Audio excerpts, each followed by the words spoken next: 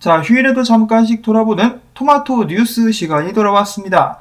일단 지금 현재 비트코인 49,000달러 위에서 안착하는데 어려움을 겪고 있습니다. 48,613달러에서 거래가 진행되고 있는 가운데 오늘도 알트코인들 중에는 신을 내고 있는 알트코인들이 많이 보이고 있네요. 비트코인이 큰 폭으로 하락하지만 않는다면 알트코인들은 지속적인 상승을 이어갈 수 있을 것 같은데요. 자, 과연 비트코인은 앞으로 어떤 움직임을 보여주게 될까? 뒤에 분석도 준비를 해봤습니다. 자, 일단 오늘 첫 번째 소식은 국내 소식으로 시작해보도록 하겠는데요. 최근 한국금융위원회 위원장 후보인 고승범 씨는 코인 거래소의 사고 책임 부여 제안에 대해서 검토해보겠다라고 밝혔다라고 이야기를 했습니다. 자, 이게 무슨 말이냐? 기존의 암호화폐 거래소와 은행이 함께 일을 하고 있다가 뭔가 불미스러운 사건 사고가 터진다, 자금 세탁이라든지 그런 쪽에 문제가 생긴다 그러면은 모든 책임을 은행에 지워버리겠다라고 기존의 금융위원회에서는 이야기를 한 것인데요. 이것 때문에 은행들이 무서워가지고 실명 계좌를 안 터준다 이거죠. 그러니까 그렇게 하지 말고 책임을 거래소 쪽에 다 넘겨버리면은 은행들은 부담이 줄기 때문에 거래소들과 실명 계좌 계약을 하는데 좀 더 수월하지 않겠느냐라고 제안을 하는 것이고, 고승범 씨는 여기에 대해서 검토를 해보겠다라고 이야기를 하는 것이겠죠. 만약에 고승범 씨가 그리고 한국금융위원회가 암호화폐 업계를 좀 도울 의향이 있다 그러면은 이 제안을 승낙할 것 같고요.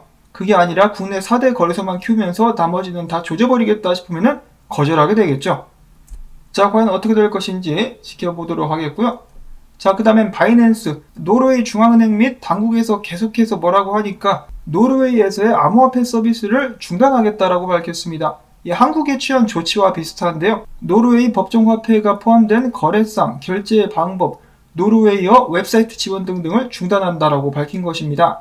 웹사이트 차단까지는 아직까지는 하지 않은 것으로 보여지고 있는 상황입니다. 근데 정작 각 당국에서 이런 식으로 소비자를 보호한다라면서 바이낸스를 몰아내는데 결국 소비자들이 가장 크게 피해를 볼 수밖에 없습니다. 바이낸스가 왜 인기가 많겠습니까? 그만큼 이제 활용이 편리하고 투자자들이 거래할 수 있는 여지도 많기 때문에 사람들이 자진해가지고 바이낸스를 찾아가는 것인데요. 결국은 시민들만 더 불편해지게 되지 않을까라는 생각을 해보고, 자, 그 다음에 캐나다 당국에서 테더의 사용을 금지시켰다라는 소식들이 나오고 있습니다. 정식적으로 발표를 한 것은 아니고요.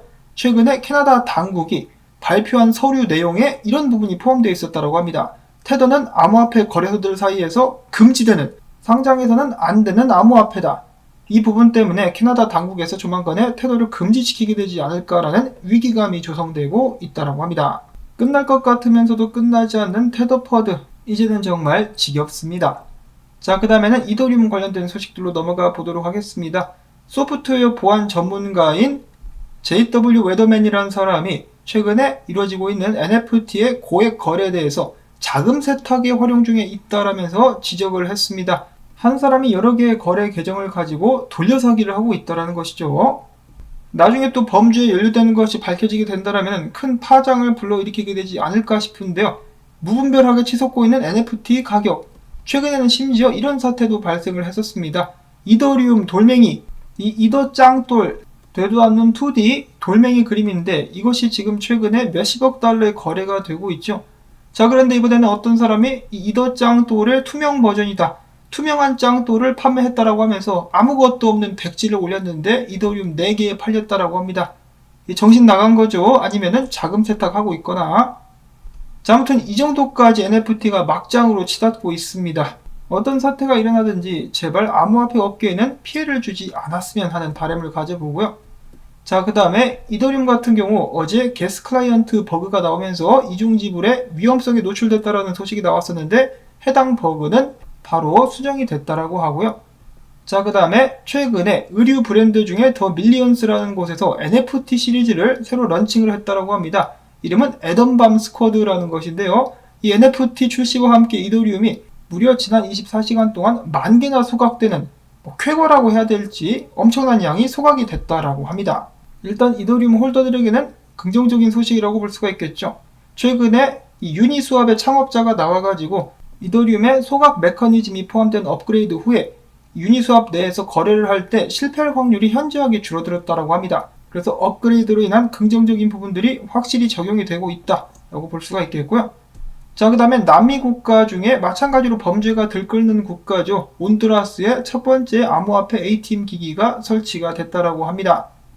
온두라스도 암호화폐 매력에 흠뻑 빠질 수 있기를 바라보고, 자, 그 다음엔 베네수엘라 항공사에서 비트코인 결제를 지원한다라고 하네요. 그 다음에는 재미난 짜투리 소식. 비트코인의 열렬한 지지자인 피터 쉬프의 아버지와는 정반대의 길을 가고 있는데요. 최근에 금을 다 팔아서 비트코인에 올인을 때렸다라고 합니다. 이런 소식을 들은 미국의 대형 거래소 크라켄의 임원은 만약에 당신의 아버지, 그러니까 피터 쉬프가 나이가 들었을 때 비트코인으로 아버지의 노후 자금을 대줄 의향이 있는가라면서 피터 쉬프의 아들에게 물어봤는데요. 피터 쉬프의 아들은 그럴 필요가 없을 것 같다라고 이야기를 했습니다. 왜냐하면은 피터 쉬프가 암호화폐 업계에서는 많이 놀림을 당하곤 하는데 엄청난 부자입니다. 수십억 달러 자산가이기 때문에 일반인들은 피터 쉬프의 걱정을 전혀 할 필요가 없겠죠. 다음으로 해서 캐나다의 한 투자회사가 굉장히 재미난 제안을 했습니다. 이 회사 이름은 AFT라는 회사인데요. 그들이 출시한 비트코인 ETF 상품인 ABTC가 예를 들어서 100만 달러, 캐나다 달러 기준으로 판매가 될 때마다, 투자가 될 때마다 3,450그루의 나무를 심겠다라고 약속을 했다라는 것입니다. 자, 그래서 비트코인 채굴과 함께 이산화탄소가 발생되지만은 이것을 우리는 가장 그린적인 방법, 바로 나무를 심어버림으로 해서 중화를 시켜버리겠다라고 이야기를 하는 것이죠. 그래서 가장 좋은 방법입니다. 정말 환경을 생각한다면 나무를 심는 것이 좋은 것이죠. 무슨 그린 에너지 태양광 사업 한다라면서 나무나 산림을 밀어버리는 나라들이 나오고 있는데요. 정말 모순적이고 멍청함을 넘어선 어리석음이 아닌가라는 생각이 듭니다. 그 다음엔 또 굉장히 재미난 소식이 나와 있습니다. 최근에 피델리티에서 기관들을 위한 비트코인 보고서를 출시를 했는데 제목은 일단 Understanding Bitcoin이라고 하는 것인데요. 여기는 다음과 같은 내용이 포함되어 있었다고 합니다. 비트코인이 2026년이 되면은 100만 달러까지 상승하게 될 것. 한국 돈으로 10억이 넘는, 11억이 넘는 그 정도까지 상승하게 될 것이다라고 예측을 했다라는 것인데요. 자, 그들은 비트코인의 역사에서 무엇을 배울 것인가라고 하면서 그들의 분석을 제시를 했는데, 자, 분석의 기반은 스톡-투-플로우 모델이었습니다. 그래서 결국은 스톡-투-플로우 모델이 맞아 떨어진다라면 2026년까지 100만 달러 이제 비트코인 상승할 수 있다라는 것인데요. 자, 여러분들은 어떻게 생각하십니까? 2026년도까지 한 5년 정도 남았는데 비트코인이 100만 달러까지 갈 수 있을까요? 저는 갈 수도 있다라고 생각을 합니다. 비트코인이 100달러였을 때 비트코인이 5만 달러, 6만 달러까지 간다라고 믿었던 사람들이 몇이나 됐었을까요? 아마 손가락에 꼽을 정도가 아니었을까? 특히 전 세계 경제가 개판이 되면 개판이 될수록 비트코인은 나중에 더욱더 큰 힘을 발휘하게 되지 않을까라는 바람을 한번 가져봅니다. 다음으로 최근에 열심히 활동하고 있는 윌리엄 클레멘테, 이 분석가죠. 온체인 분석가인데요. 그는 최근에 이렇게 이야기를 했습니다. 이번 상승은 장투자들이 주축이 되고 있기 때문에 일반적인 상승, 일시적인 반등과는 다를 것이다 라고 예측을 했는데, 자, 과연 어떻게 될 것인가? 지금 비트코인 차트를 두고 약간의 의견들이 엇갈리고 있습니다. 일단 어제 일본 기준으로 굉장히 긍정적이라고 볼 수가 있겠는 불리시 엔걸핑 캔들이 나왔죠. 그래서 많은 분석가들이 곰세력들아 니네들은 다 뒤졌다라고 이야기를 하고 있는데요.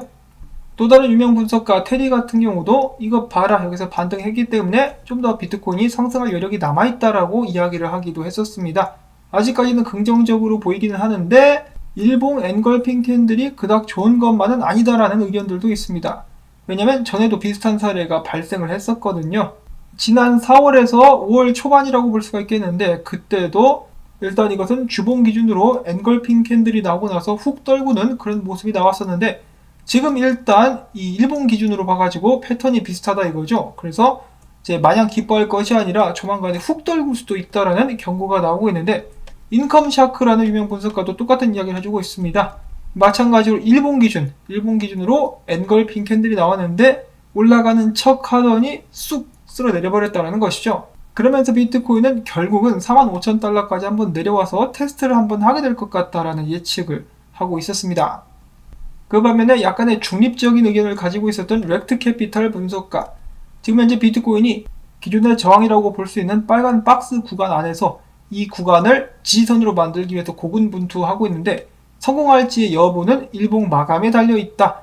좀 빡센 구간이어가지고 위에서 안착하는데 계속해서 실패를 해왔었다라고 이야기를 하면서 일단 두고 봐야 된다라고 이야기를 하고 있는 가운데, 비슷한 의견으로서 크립토 벌브 같은 경우도 비트코인이 지금 추세선을 테스트하고 있다, 상승 추세선을 테스트하고 있는데, 이 테스트가 성공적으로 마치게 된다 그러면은 54,000달러까지 갈 것이고, 만약에 무너진다 그러면은 42,000달러까지도 이제 하락할 수 있다라고 예측을 하고 있습니다. 그래서 지금부터 비트코인이 잘 버티느냐, 일봉 마감을 잘 해줄 수 있느냐, 여기에 따라서 이 단기간 내 비트코인 방향성이 결정이 될 수 있다라고 합니다. 자, 과거의 패턴이나 여러가지 가능성 등 마찬가지로 참고만 해주실 수 있으면 좋겠고요. 자, 그 다음에 마지막으로는 이 로스앤젤레스, 캘리포니아 로스앤젤레스의 메리엇 호텔 같죠? 호텔 쪽의 큰 전광판에 비트코인 로고와 함께 비트코인 백서가 게재되는 모습이 나오기도 했었다라고 합니다. 전 세계로 뻗어나가는 비트코인, 오늘도 가지아를 외쳐보면서, 특히 오늘은 100만 달러 가지아를 한번 외쳐보면서 오늘 영상은 여기서 또 마무리를 짓도록 하겠습니다. 나온 정보들이 여러분들께 도움이 되셨다면은 오늘은 토마토밭의 삼겹살 던지기 광고 영상 재생 및 프리미어 사용자분들께서는 좋아요를 통해서 채널 지원 부탁을 드리면서 저는 다음에 새로운 소식 가지고 인사를 드리도록 하겠습니다. 안녕히 계십시오.